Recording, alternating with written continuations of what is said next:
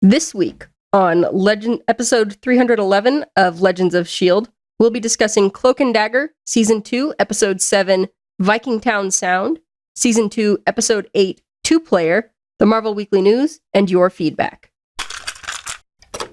I'm Stephen John Drew from Better Podcasting, a podcast about podcasting, part of the Gonna Geek Network. Just like the show you're checking out now. Shows on the network are individually owned, and opinions expressed may not reflect others. Find fantastic geeky shows at GonnaGeekNetwork.com. You have been granted clearance by Director Alfonso Mack Mackenzie.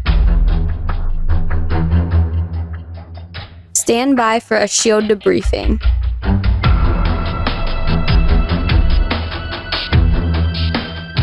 All information to be discussed here is classified and may only be discussed among agents granted clearance by the S.H.I.E.L.D. Director. Now it's time for your scheduled debriefing. I'm Director SP. And I'm Agent Haley.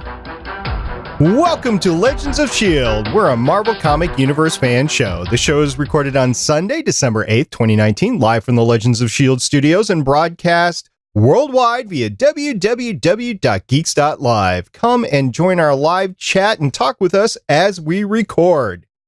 Haley, happy National Pretend to Be a Time Traveler Day. Why pretend to be a time traveler when you could be a time traveler? I knew you were going to say that. That's exactly the sort of thing that I thought was going to come from you. Did you know that this day has been going on since 2007? Or since forever, depending on what your views on time travel are. That's right. So the date had some interesting things associated with it. Television, books, movies, television shows like Quantum Leap. Would you consider Quantum Leap a time travel show? I mean, yeah, the guy travels in time. Yeah, he takes the place of somebody that is in history, so I didn't know if it was more of a body swap or a time travel. Well, it is. It's just the mechanism for time travel is a body swap. Okay. Fringe is in there, as is Continuum, and of course, Doctor Who. Do you know anything about Doctor Who, Haley? Never heard of it. Okay. There's a lot of books, too, and A Wrinkle in Time is one. I know you're a fan of A Wrinkle in Time. Yes, I am. And The Time Traveler's Wife, which was big a few years ago. Haven't read it. You have not read it? Nope. You've seen the movie, though? Nope. Okay. I think you should. It is actually a good movie. And of course, movies like Groundhog Day, Back to the Future, Bill and Ted's Excellent Adventure, and Edge of Tomorrow. What's your favorite? And what about Avengers Endgame? I would think that would have to be one as well, right? Yep. All right. Bill and Ted's Excellent Adventure, though, I think is my favorite time travel thing ever. When is the next one coming out? Because they are making a third. Yes, they're making it right now. I don't know when it's supposed to come out, though, because they've been talking about making it for such a long time, and then they eventually started making it. And of course, another TV show that is big into time travel is called Agents of S.H.I.E.L.D. Never heard of it. Well, you should, because we are a fan-based podcast on the ABC television show Marvel's Agents of S.H.I.E.L.D., the multiple Marvel small screen series like Cloak and Dagger, which we will be discussing today, and the Marvel cinematic and comic book universes in general. Because of side-scrollers with death on the line. If you'd like to talk to us about actual live video games, you can check out our website at legendsofshield.com.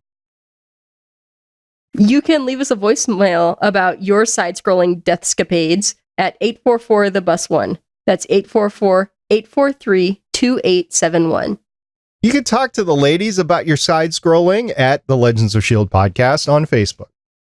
You can hit us up on Twitter at Legends of S.H.I.E.L.D. You can leave a comment on our YouTube video at youtube.com/GonnaGeek. And you can tell your Amazon device to enable the Legends of S.H.I.E.L.D. skill. And if you want to join in a larger discussion about side-scrolling, you can catch us on our Discord server chat at GonnaGeek.com/Discord. And remember, Legends of S.H.I.E.L.D. is a proud member of the GonnaGeek.com network. And it is just Haley and I tonight. we have two agents which requested the night off, Agent Michelle and Agent Lauren. They should be back next week, I think, and we might do a trade-off because Haley has told me she doesn't like me anymore. That's not new. But she won't be here next week, so we'll see who is in the studio for next week. In the meantime, let's get into the main event. Let's talk a little bit about Cloak and Dagger.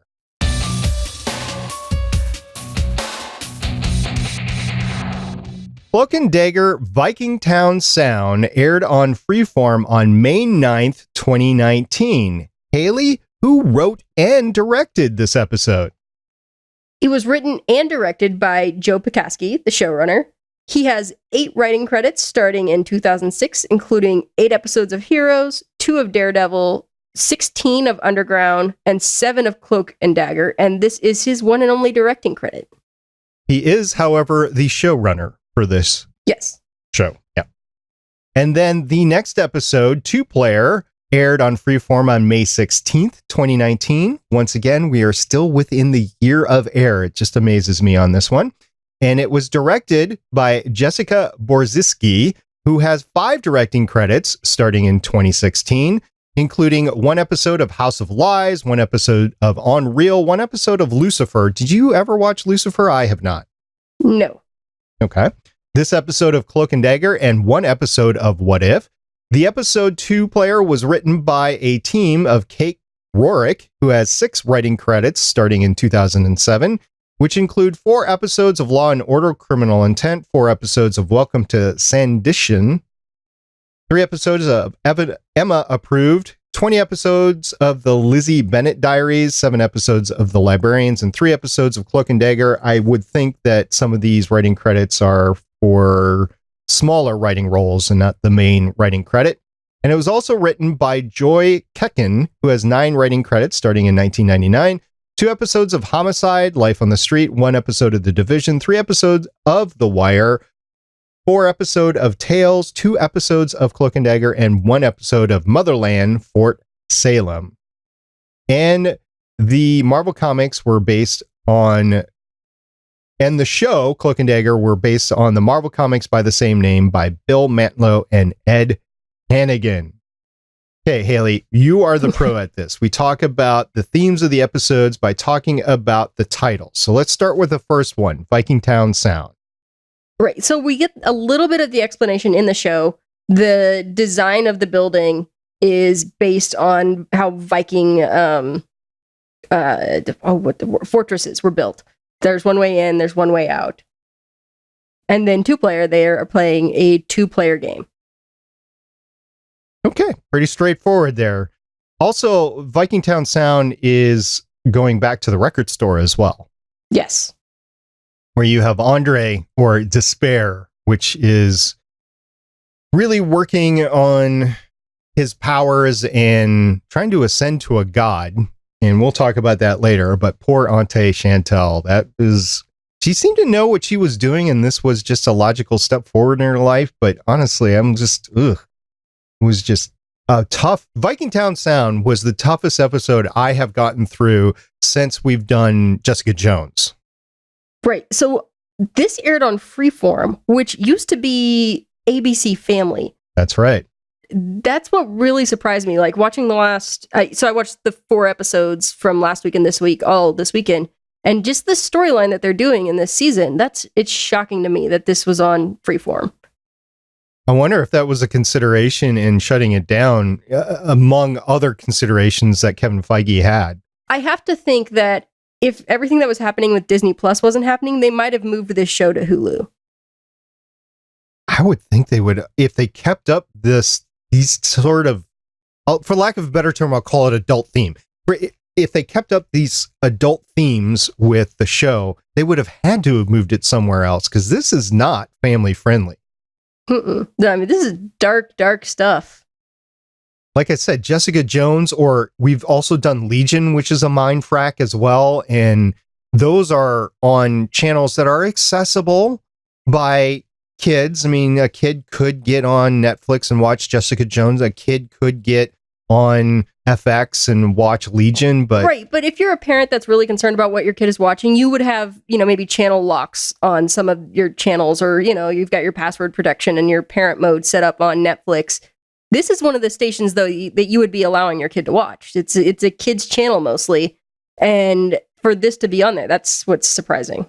Now, to be clear, there wasn't any explicit sexual content that was shown on screen. There was no actual physical abuse, but there was mental manipulation and drug use. And also, it got very close. Like, as I was watching the episode, I didn't know where they were going to stop with Tandy's storyline. Like, was it going to be stopped, or was this actually going to happen in this episode? Were we going to have one of our heroes be sexually assaulted? There was a transference of money left on the bedstand, and yeah, I would agree. It got really close, and I didn't know, like you said, how long this was going to happen, because we are talking about episodes 7 and 8. So there were 3 other episodes in Vikingtown Sound. There were 3 other episodes left in the season. I didn't know if we were going to get out of it in this episode or not. I was extremely uncomfortable watching this episode. I mean, I thought it would be. I thought she would get out of there in this episode, but I didn't know what would happen to her before that happened. I was thinking if I was watching this live on Freeform, I might have turned it off and never come back to the show. I don't think I would have. I think there's a better chance that I would have quit watching in the first season. That's fair. All right, so this happened in the episode, and we've been talking about it all along, up to date, and Tandy and her views on victims and their ability just to get out of the situation. She was not able to get out of the situation, although she did try to escape. It wasn't as easy as her just walking away. No, but well, like they said, one way out, one way in. They're watching that one way out. So one of the guards grabs her and brings her back in. And then there's a punishment for her escape attempt, and it debilitates her. She's not able to make a second attempt after that. If she still had her powers at that point, maybe, but, she had her incident in the ambulance, so she doesn't have her abilities at this point. I think she might have been able to escape had Del not ratted on her. Maybe. I can't believe, though, that they're not watching the one exit. Like, I think they might have caught her anyways if she hadn't said anything. It's just they want to know who's going to say something and who isn't.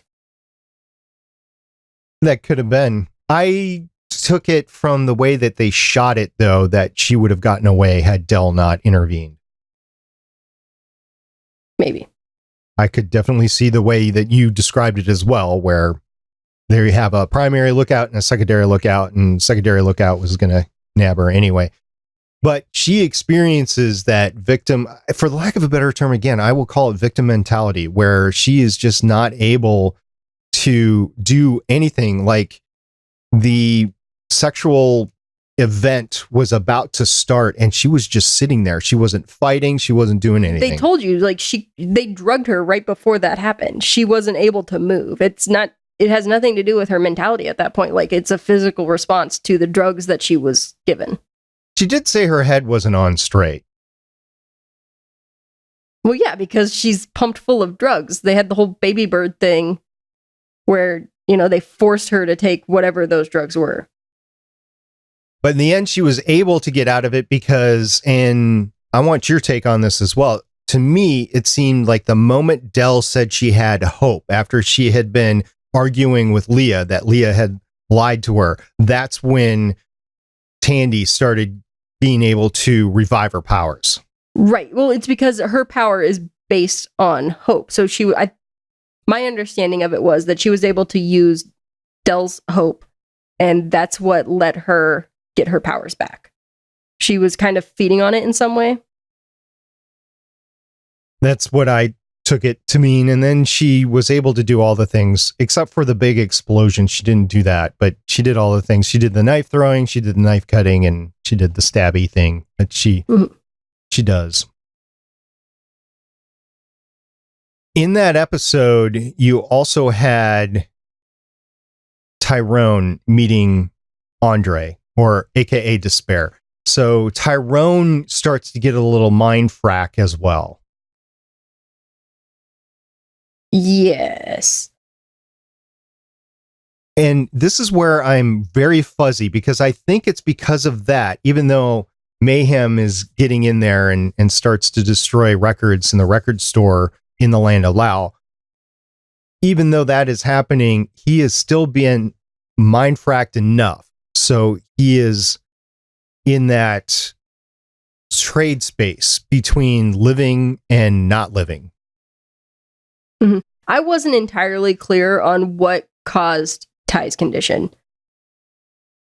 Because what we saw immediately before that was Mayhem smashing all the records and stuff, but it doesn't seem like that would have caused it. And I didn't really see anything that Despair did that would have caused that response. Well, we did see that Tyrone was on the bus, and that Mayhem started playing one of Tandy's records with all the ballerinas, so he went through that, and then all the ambulances.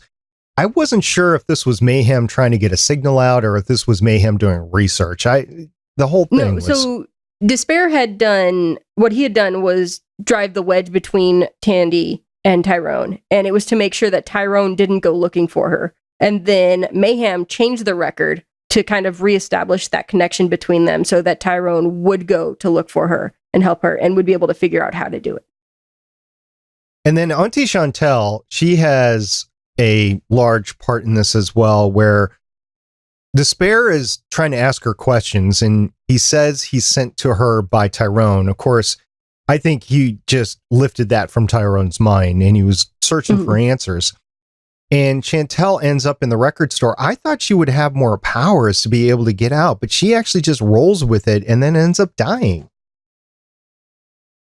Yeah, well, also, Papa Legba, I believe, is, her husband in this. I can't believe there was no response from him to what Andre was trying to do.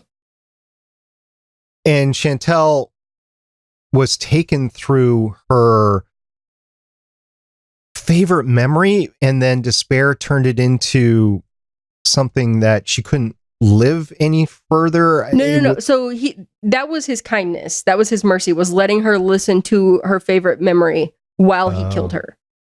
So he had two records going. There was the record that she was listening to, her favorite memory, and there was the record he had that was her heartbeat, and he stopped it. Gotcha. Wow. That was deep, and I don't know if I'm a younger viewer, if I'm able to catch that or not. I obviously didn't. You had to tell me what was going on. It's very small print. I'm sure you couldn't read it. You just had to make sure you were watching. So I know a problem that I have sometimes is, like, I'm playing a game on my phone while I'm watching TV, and I will sometimes not be looking at the screen when something important happens, but I happen to be looking at the screen when that happened. But I think they only showed it once, that it was two separate records. My entire attention was on that one particular the whole episode. I did not divert my attention from it at all. I probably should have. I was taking notes, but I was still concentrating on the episode, and I did not pick that up. I did pick up on the fact that they were spinning two records, and I didn't know why. Your explanation makes complete sense to me now, though. Yeah. It seems like she needed it to happen, though, because Mayhem was there and was going to come in and try to kill him, I think. And she didn't want that to happen. So it seemed like, she knew that this needed to play out in a certain way. Why did Chantel not want Mayhem to come out? Because he would have killed her too at that point? Maybe, she needed her niece to have this catalyst of a moment to push her along her path. Yeah, because she's going to leave, become a doctor, go to college, become a doctor. And Chantel just laughs at her. No, that was just you being selfish. I would think that would not entirely be selfish, because doctors help a lot of people. Right, but a lot of people can be doctors, and not a lot of people can do what she could do as a Mamba. She's now a Mamba. What does that mean? What does that, her being a Mamba, mean? Does that mean that she can't be with Ty because she's married to, I don't know who? Well, I think to Death, who, I don't remember his name. It started with an S. Baron Zombie, I think.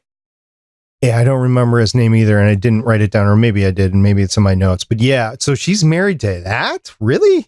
Yeah, well, I guess it kind of depends on what the definition of marriage is between them, and maybe it's not an exclusive relationship. Maybe it depends on the Loa. Samedi, Samedi, and it seems like she has something terrible to discuss with Ty when everything gets over, and we don't see that at the end of this episode. We don't see that discussion. Right. Well, I don't know. I don't know that it's necessarily that she's married that's the reason, but it's that she's committed to this life and the path that she's going to be on, and it might not make her open to having time for a relationship. But it's just hard to know. Since we started talking about Despair, let's keep on Despair into the 2-player, and let's go to him leaving with Leah, and they hijack an SUV, and he's having this headache and he needs relief. And the only one present is Leah, and he takes from her. Matter of fact, he takes so much from her, he kills her. Mm-hmm. I guess this is the end game from him because he wants to ascend to be a god. Right. Well, he's just extremely selfish. We saw that. Like, when Chantel was explaining to him what would happen, he was like, oh, so I won't have my migraines anymore. And she's like, among other things. And he just keeps coming back to that. Like, oh, I won't have these migraines anymore. I won't feel pain anymore. So he's completely focused on benefiting himself and not necessarily thinking through what the consequences are going to be, how other people are affected, or even what the consequences for himself will be, which I think there will be. I've kind of got my thoughts as like the end of Aladdin, where Jafar wishes to be a genie, not realizing all the other things that come along with that. Good reference. And he does figure it out, and I don't know if it's because he's taken so much from Leah, but he does figure out that it's music, it's notes. And he is a trumpet player, so I definitely is going to be playing the trumpet, I guess, to ascend here. I mean, so he just figured out that that symbol was important, you know, when he was with Chantel. And then after that, he had the migraines that were so severe that he couldn't think clearly. And so once he was able to think clearly again, once his migraine was dealt with, then he was able to figure out, oh, this is music. And in 2-player, you also had this incredible storyline of Ty's mom, Adina, and she goes to the priest. And before that, in the Vikingtown Sound, she is interrogating, I guess, trying to decide what she's going to do with Connors. That whole storyline, that was, wow, I did not expect that from her. Again, very dark for a show that's on Freeform. But yeah, you know, she spent the whole time deciding what's more important for her, to get justice for her son who was murdered, or to get justice for her son who is still alive, and, you know, let this guy do what it takes to set the record straight about what happened. So in the end, she decides on something that she thinks is going to do both, but she can't do it herself. So she enlists the help of Father Delgado, who is not wearing the collar anymore. I don't know, in the eyes of the law, if confessing still keeps that confidentiality or not, if you have rescinded your priesthood. I think it's kind of one of those things where it's most well known with Catholic priests because it's just such a structured thing, but it's really any spiritual advisor. If you tell somebody in confidence as a spiritual advisor something, then that's a confidence that the law typically does not want to violate unless it has a very, very good reason to. And I don't know the individual law statutes in Louisiana, but murder might be one of the ones that you can break that for. I don't know. Anyway, Father Delgado has had to deal with this, both with Adina and Mayhem. That's a lot to put on somebody who is in rehab. I took it that he was in a rehab house too, by the way. I think it was some sort of halfway house, yes. But going back to, is his mom's name Dina? Is that what we said? Yes, her name is Adina Johnson. Adina. So she kind of chose vengeance over securing Ty's future. It was more important to her to make sure she got vengeance for Billy than to make sure that Tyrone would be able to clear his name and cut him home. Because, yeah, spoiler alert, she shot Connors. So if the information she has doesn't pan out, she has nothing else to go to. Yeah, if maybe the body has been moved, she wouldn't know who moved it. Neither would Connors either at that point, I guess. Mm-hmm. Or if D'Agato doesn't take that information to the police, because he seemed hesitant to help her. She put a lot of eggs in the basket of that folder of information she has. She tells Connors to go to the bathroom and to use this switch by the sink because the one by the wall was shorted out or something like that. It's covered in plastic. Right. You don't realize why. Because if you're standing at the door and you flip the switch, you wouldn't go in the room. But the moment he turns on the light when he's in the room and he turns around and it is covered head to toe, floor to ceiling in plastic, you're like, oh my God, I can't believe this is about to happen. And she didn't hesitate for a second. And it's the same gun that she's had all along. So, yeah, that's interesting. I don't know how this is going to play out. We've got 2 episodes left, by the way. There is a crossover, but I think the crossover is only going to be with Ty and Tandy. We got 2 episodes left to wrap up all these stories and with all these main characters. Also, I don't think they knew that they were getting canceled when they were finishing up this season. So I would imagine there's going to be some major dangling plot threads. I wouldn't be surprised if the murder of Connors is one of them. If that was supposed to be like a season 3 storyline, was the fallout from the death of Connors and potentially Adina having to go to jail or facing the wrath of Connor's uncle or whatever. And just to clarify to our listener, Haley, you have not seen the last 2 episodes, right? No, I have not. I have not either. Michelle has. I don't know if Lauren has. Michelle would be biting her lips so hard right now. I know. She doesn't want to spoil anything. And we had some major spoilers in here. She told us to look at Evita. And of course, Evita is now Mambo. She also did not say anything about Ty's mom, Adina. So, wow. Of course, the actress that plays Adina goes back to ER. And yeah. All right. Another thing coming out from these episodes is you actually get the combination again with Mayhem and Bridget. And I think that was done pretty well in here. Yes, I like that a lot. Bridget realizing that she needs what Mayhem has in order to deal with the things she's going to have to deal with once they get out of there. And it was really funny because they were giving a mutual manicure. So it's kind of like giving yourself a manicure, except for if you have a body double that's or a clone or whatever, right? And it was kind of funny. Mayhem first did some sort of a scrape against Bridget's finger, hurting her a little bit. And then Bridget turns around and does the same thing back to Mayhem. I'm like, ooh, that's a little out of character for Bridget. Well, yeah, especially this season, since she hasn't had the aggression that comes from her Mayhem half. She hasn't been able to do something like that, but she was in there. It was very symbolic, though, when she gave the green nail polish to Mayhem to paint her nails green. That was poison. Her brand is strong. Okay, we can go there. I was just saying that her nails were green, and then said she was giving up the driver's seat, and that was her symbolic gesture. Mayhem had said the name of that color was poison.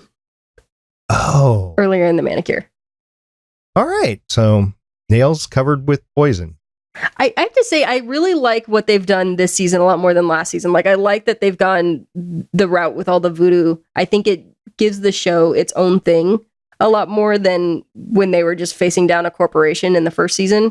I think it makes it a lot more unique and gives it its own voice and tone in a way that it didn't have in the first season. It's been very complex. We still have Despair. We still have the senator, the state senator. I have no idea if they're linked together or not. I don't think they are. I think they're 2 separate entities. So we have a couple of things to go on here. And then you have Evita in her new status. You have Father Delgado having to come out and basically give the file to the authorities. But I don't know what that's going to do with the state senator still involved. So there's a lot of things that could go wrong here. The last thing that we want to talk about in this episode is, well, thanks to Haley's intro into the episode here, was the video game. That was so cool. I want that video. Like, I want a phone app of that video game. That was really cool. And it tells you what Ty wants. Like, he's sick of all these shades of gray, consequences for trying to do the right thing. Like, here are the bad guys. All we have to do is just beat them up. And that's how we beat the game. Because, we saw at the beginning of the season, both of them trying to do things, trying to do good. Ty was trying to take down all these drug deals and drug gangs. Tandy was trying to save these girls. And there were just consequences. The one girl went back to the abusive boyfriend and gave him more of a chance because of what Tandy did to try to drive him away. Because of what Ty was doing with the drug gangs, he caused a gang war. And, they're trying to do good, and they can't do it with the means they have available to them alone. There was a lot of action, too. You had an ambulance that was driven into the hotel. You had fights going on in the video game. You had fights going on in the hotel. They didn't shrink on the action. It wasn't like a continuous fight. It wasn't like a Daredevil fight, but it was still pretty good action. I think the actors here that played Tandy and Tyrone are doing a pretty good job for being as young as they are. We also saw that Tandy is very much traumatized by her experience that she had in the Vikingtown Sound episode. We mentioned, it didn't go as far as we thought it might, but still it was a traumatic experience for her. She still wasn't able to finish that game with Ty because of that experience. And I don't think it would have meant anything either, other than maybe getting Ty out without any, they were still going to have to be a sacrifice. So maybe it was. Somebody had said if she got him to quit playing the game, they could both go. Oh, so she did by just leaving at that point. Got it. At the end, Tandy ends up at home and her mom's nowhere to be seen and has reverted to her drug and alcohol use. I got the inference that Despair had come there and had done something to her, basically killed her, but that's an off-screen death. Either we're going to get that again in some scenes, some flashback scenes next episode, or we're going to see Despair and her. I don't know if he had anything to do with it. It might have been the things that Tandy said before, the argument they had before. And she'd said, she went to a bar, she had a few drinks with a friend, she met a doctor. Yeah. So, she's that alcohol is a gateway for a lot of people. So she gets in the habit of drinking again. She meets somebody who can get her drugs. And she's on that path again, especially after the big fight she had with her daughter. That's a benefit of watching the 4 episodes here, because I didn't remember that. I was taking the inference from Tyrone coming to comfort her and saying, we're going to get Despair. So I thought it had something to do with Despair, but you're absolutely right. It probably had something to do with her slippage anyway. Yeah, I think they wouldn't. First of all, I don't think she would be an off-screen death, and I'm not sure that they would use Despair to kill her like that, just because the relationship between Tandy and her mother has been such a big part of the show up to this point that I think they probably want to keep that going. It's a good source of tension. It is. So a couple of great episodes, very difficult one to get through with Vikingtown Sound. I don't think if I was ever going to rewatch this, I would just skip that episode in the future. But it was a good episode, good story, misplaced as we talked about earlier. But I'm looking forward to the penultimate and the final episode next week. So you got anything else left to talk about these 2 episodes, Haley? I don't think so. I'm looking forward to seeing the resolution we get next week and how much is resolved and how much is left hanging.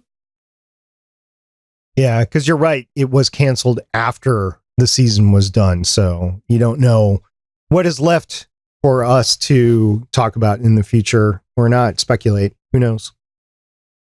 Next week, I will be talking about Cloak and Dagger Season 2, Episode 9, Blue Note, and Season 2, Episode 10, Level Up. Haley will not, because she will not be here, but watch. You're going to be here next week.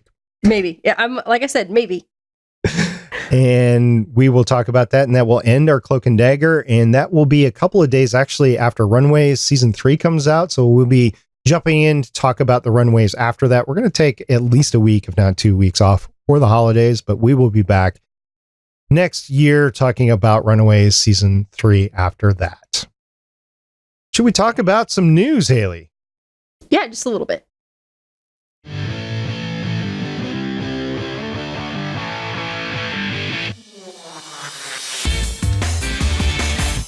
There was one news story this week that we felt noted enough to talk about with just Haley and myself. And Haley, this was news to you when I brought it up, but...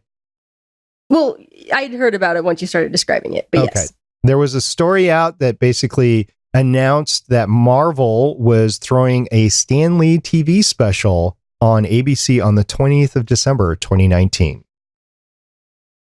Yeah, which is a date to be noted because that's also when we get Star Wars. Star Wars Episode 9. A lot of people will be out watching that. Well, a lot of people will be watching it on Thursday, so... Yeah, that's true. And a lot of people will go back, watch it on Friday and Saturday, whatever. I've already talked to some people that have tickets for multiple days. I'm not going to do that because that's right around the time I'm going to be traveling for the holidays. I will see it multiple times. That is the time I am traveling for the holidays. Yeah. So I will see it multiple times. Might not be all at once. And yeah, I'm looking forward to seeing the culmination of my entire sci-fi life, basically, coming later on this month. But this was the announcement. It was from an article on tvweb.com, and I'm just going to read it so everybody is on the same page here. The late Stan Lee will be remembered in an upcoming television special celebrating Marvel's Stan Lee, which will air on ABC later this month, featuring many stars of the Marvel Universe and famous faces who are big fans of Lee. The goal of the special is to celebrate the life and legacy of the legendary comic book creator. Along with testimonials from other Marvel stars, the special will also feature never-before-seen interviews and archived footage of Lee from Marvel and ABC News archives. The program airs on Friday, December 20th at 8 p.m. Eastern Time on ABC. I'll probably set the DVR to record this. I'll probably watch it on Hulu later. And I just want to say a special note to thanks for all the people on Discord that were talking about this because, yeah, this is Stan Lee. This is the man who Haley refused to believe could ever pass along. And yeah, he's special for a lot of Marvel people. Yeah, he created a lot of things that we love. This podcast wouldn't exist if not for Stan Lee. So thanks to the man. Also, I want to note, Haley, you know how much I love Hallmark holiday movies, right? Yes, I do. We've made fun of you for it a time or two. Are you still going to make fun of me about it? Yes. Okay. Always and forever. Because Elizabeth Henstridge, who plays Gemma Simmons on Agents of S.H.I.E.L.D., was on one this year titled Christmas at the Plaza. So you're going to make fun of her too? No, just you. Okay. She's getting paid. You have no excuse. Well, I'm helping her get paid through ratings. Okay. Yeah, it's not that much of a surprise. A lot of people that do the TV shows in Vancouver end up on these Hallmark movies. So it's not surprising to see people from Agents of S.H.I.E.L.D. on there. I bet she's not the first or the last person to be on there. No, actually, Brett Dalton was the first. I was going to say, Brett Dalton looks like he should be in a Hallmark movie too. He was on the best one last year. I think I talked about it last year. It was a really good one, and I would encourage anybody. It was kind of weird to watch Brett Dalton in just this happy, giddy sort of helping role the whole time, seeing though, Hydra and everything. But yeah, he actually pulled it off. It was great. And Elizabeth Henstridge, her role, if you like her role in Agents of S.H.I.E.L.D., it's a very similar sort of personality on the Hallmark movie Christmas at the Plaza. So you'd probably like it. Okay. All right. So with that, Haley, we're just going to have to torture each other with manicures and stick each other with the little boards on the way out of this. Okay.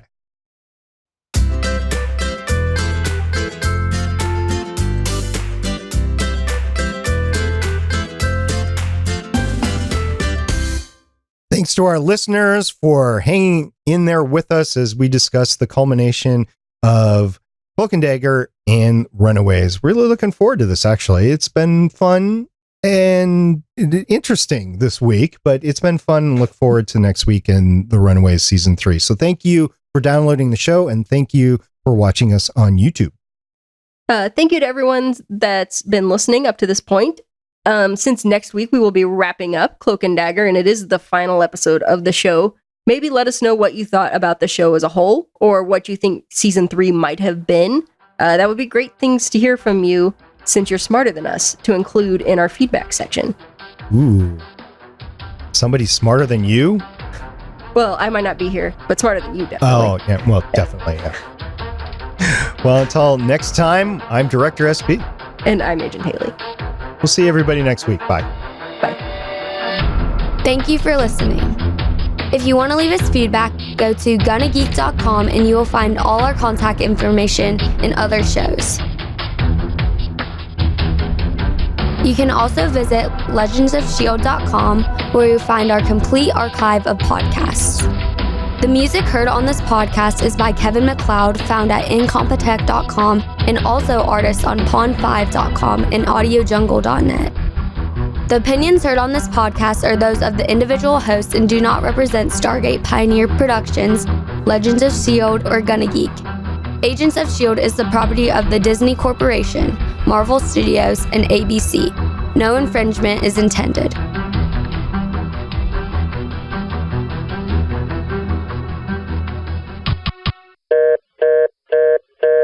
Legends of S.H.I.E.L.D is copyright 2013 through 2019.